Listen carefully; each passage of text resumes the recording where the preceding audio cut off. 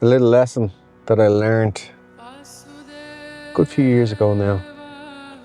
I decided to study Chinese medicine, and in about, when was it, 1999 I think I did it. And in Ireland there was a couple of colleges that you could study in, and I was unsure which place to go to.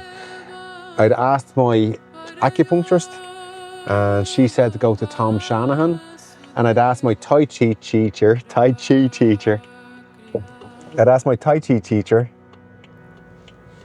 who I should go to, and he said, don't go to Tom Shanahan. He's a bully, he's obnoxious. His education's good, but his methods aren't.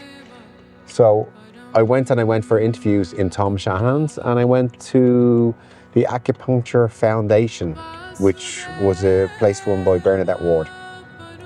They were in close proximity to each other, and both courses were part-time. So first year I go, it was a struggle. It was a very small class. It was in the basement of a Georgian house in Ranelagh in Dublin. And I think 12 people started.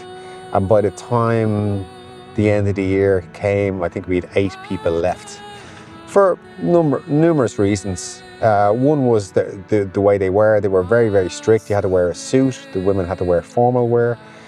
We had to clean the place after we were finished. If you were 10 seconds late, they wouldn't let you in. They just locked the door. Didn't care if you had a puncture in your car. These type of things. Like one day, Tom decided to call me David all day, just to see what would happen. Just that type of stupidity. For the end of year exams, the second year gave us the actual questions, but obviously pushed on by the people who ran the place. Now, don't get me wrong, it was still very difficult and there was a lot of information to learn, but we already had the questions for the exam. In that, I went in and did the exam. I studied really, really hard for it. Took a lot of time, and I was happy with how I answered the exams. It was a sunny day. We had an afternoon session to go. I went outside to get some air about maybe 30 minutes before the exam was over. I was followed out by one of the staff, and they said to me, "Hey, listen, do you want to come back in and check over your paper?" And I said, "No, I'm actually quite happy with what I've done. I just want to get a bit of sunshine, a bit of air, clear my head." And then it was like, "I think you should come back in." I was like, "Nah, I think I shouldn't." So exam results come out and I fail. They make me do it again. They charge me again. And I go in, the same questions again, same answers, and I get 98%. And it was that sort of a place. So one day, we were coming up to starting the second year, and the second year was starting on the Saturday. And the money for the year was like £2,500 at the time, which is a lot of money. And I had to be paid by the Tuesday. And I had Tom Shannon's phone number, so I rang Tom. I said, "Tom, would it be okay if I brought the money with me on Saturday? Saves me a trip across town on Tuesday." And he said to me, "Look, either get that fucking money over to me tonight or fuck off." And I was a little bit taken aback by it. Hung up the phone. I wasn't expecting that response. I was expecting to say, "Yeah, no problem, cool, come on in." And that night I went into Ninjutsu. One of my first ever mentors, Brian McCarthy. And Brian had an office that was, the door was either closed or the door was open.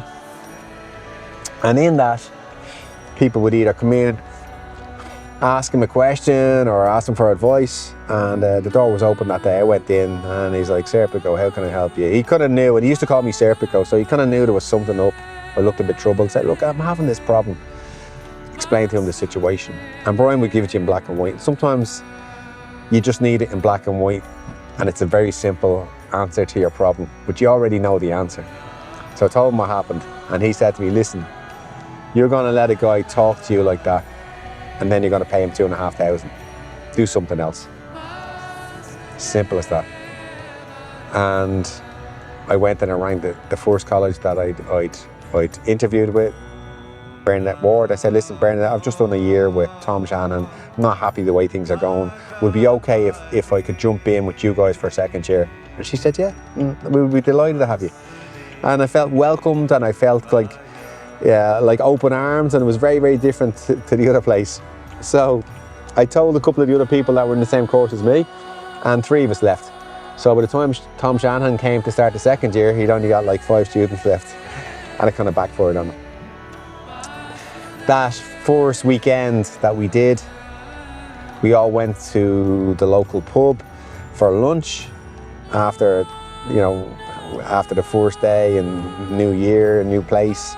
And in the pub was the other college, Tom Shannon's place, and Tom Shannon was there as well.